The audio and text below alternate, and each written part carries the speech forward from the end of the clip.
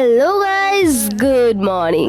কেমন আছো তোমরা? আশা করছি খুব ভালো আছো, আমিও ভালো আছি। তো সপ্তমীর লুক তো শেয়ার করেছি, বাট সপ্তমীতে কোথায় কোথায় ঘুরতে গেলাম, কি প্যান্ডেল হপিং করলাম, এটা তো শেয়ার করা হয়নি। তো চলো চট করে আমরা আগে দুবাই ঘুরে নিই, তারপরে প্যান্ডেল হপিং শেয়ার করব। কি ভাবলে আমি পুজোর ব্লগ থেকে ফট করে দুবাই চলে গেছি?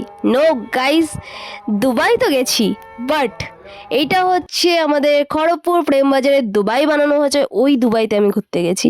কেন কি এত টাকা নেই আমার কাছে যে আমি দুবাই ঘুরতে যাবো, আর যখন সস্তায় আমি দুবাই ঘুরেই নিচ্ছি তাহলে কেন যাবো এত টাকা খরচা করে, না? তো দেখতেই পাচ্ছ কত সুন্দর বানিয়েছে, আর প্রতিমাটা তো দেখলেই অসাধারণ এক কথায়। আর তাই জন্যই অসংখ্য ধন্যবাদ প্রেমবাজার কমিটিকে আমাদের এত সুন্দর একটা প্যান্ডেল উপহার দেওয়ার জন্য। এবারের পুজো তো সেরা, তাই না?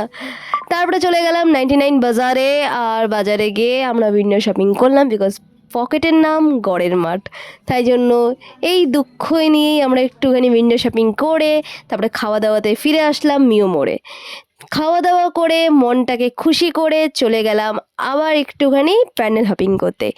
এটা হচ্ছে জি টাইপের দুর্গা মন্দির, যেটাও খড়গপুরে। দেখতেই পাচ্ছ আমাদের মাকে দেখলে তারপরে দেখো প্যান্ডেলটা কত সুন্দর বানিয়েছে। এটা একটা সাউথ ইন্ডিয়ান থিমে বানানো হয়েছিল, ভালো বানিয়েছে, আমার মোটামুটি ভালোই লেগেছে। তারপরে চলে আসলাম আমার বাবার প্যান্ডেলে। আমি মাঝে সাঝে সত্যি ভাবি আমার বাবার মাথায় এত ক্রিয়েটিভিটি কোথার থেকে আসে। কেন কি আমার আর আমার ভাইয়ের মধ্যে তাও মোটামুটি আছে, আমার মধ্যে একটু এই ক্রিয়েটিভিটি গুণটা আমি পাইনি। আর সত্যি কথা বলতে গেলে ক্রিয়েটিভিটি না থাকলে ডেকোরেশন বিজনেস করা ইম্পসিবল। আমি সত্যি বাবাকে দেখে খুব বেশি ইন্সপায়ার হই যখন এইসব প্যান্ডেলগুলি দেখি বাবার, আর ভাবি I am proud of my father. সত্যিকারের অসাধারণ, এক কথায় অসাধারণ বানিয়েছে। আর তোমরা যারা যারা দেখোনি এখনও প্যান্ডেলটা, তারা কি প্লিজ ভিজিট করতে পারো। আর যারা দেখেছো তারা একটু হাই কমেন্টে করে যেতে পারো, আর যারা দেখোনি খুব দূরে থাকো তারা আমার এই ভিডিওর সাহায্যে তোমরা দেখে দিতে পারো, ঠিক আছে? তো দেখো তোমরাও, আর তোমাদের কেমন লাগলো আমাকে নিশ্চয়ই বলো। আমার কিন্তু অসাধারণ লেগেছে, নিজের বাবার প্যান্ডেল বলে বলছি না। তোমরা লোকদেরকে দেখতে পাচ্ছ কেমনভাবে ছেকে ছেকে ভিডিও করছে, ফটো উঠাচ্ছে, মানে আমার তো ভাই অসাধারণ লেগেছে। তো চলো তোমাদেরকে একটু প্রতিমাটা দেখিয়ে দিই, প্রতিমাটাও দুর্দান্ত হয়েছে। তারপরে চলে গেলাম কলকাতায় ঘুরতে। তোমরা কি হলো, আমি কলকাতায় চলে আসলাম ফট করে খড়গপুর থেকে? নো গাইস, এক টুকরো কলকাতা আমাদের এখানে বানিয়েছে হচ্ছে রথতলা মাঠে, খড়গপুরে। এটাও অসাধারণ বানিয়েছে, একটা নস্টালজিয়া, মানে পুরনো কলকাতাটাকে জাস্ট ফিরে পেলাম।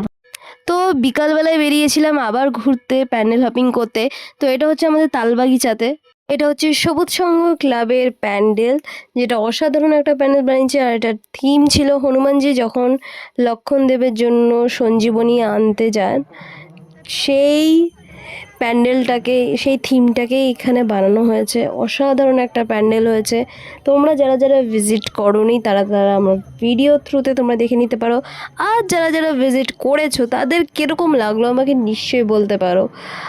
তো দেখতেই পাচ্ছ যে এত সুন্দর প্যান্ডেলে যাওয়ার পরে আমি তো মনোমুগ্ধ হয়ে গেছি গাইস।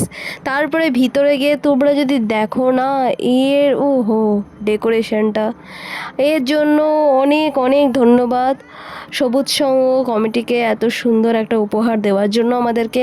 তো চলো গাইজ আমরা চলে যাব ভিতরে আর দেখবো এটা সুন্দর ডেকোরেশনটা।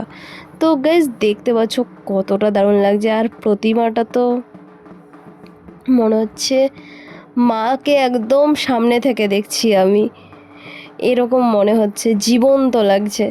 তো যাই হোক, এত অসাধারণ একটা ভিউ দেখে প্রতিমার দর্শন করে তারপরে এই ছোট্ট ছোট্ট সুন্দর সুন্দর ভিউগুলি তোমাদের সাথে শেয়ার করলাম। তারপরে চলে গেলাম আমরা অ্যানাদার প্যান্ডেল হপিং করতে, সেটা হচ্ছে হাই স্কুল মাঠ, যেখানে অনেক বড় করে মেলাও হয়। আর তোমরা যারা যারা এখানেও প্যান্ডেল হপিং করোনি তাদের জন্য এই ভিডিওটা, আর যারা যারা করেছো তারা একটু কমেন্টে হাই লিখে যেও আমাকে। এটা মনে হয় সোমনাথ টেম্পল বানিয়েছে, আমি ঠিক জানি না। তো এরকমভাবেই আমি সপ্তমীর দিনটা কাটিয়েছি আমাদের পাশে পাশে প্যান্ডেল হপিং করে উইথ মাই চেলা চামুন্ডার সাথে। আর এখানে আমি খেয়েছি, ঠিক আছে? আর এই সুন্দর ঝর্ণাটা, ওয়াটারফলটা তোমরা দেখে নাও। দেখা হচ্ছে নেক্সট ভিডিওতে, এখনের মতন টাটা, বাই বাই।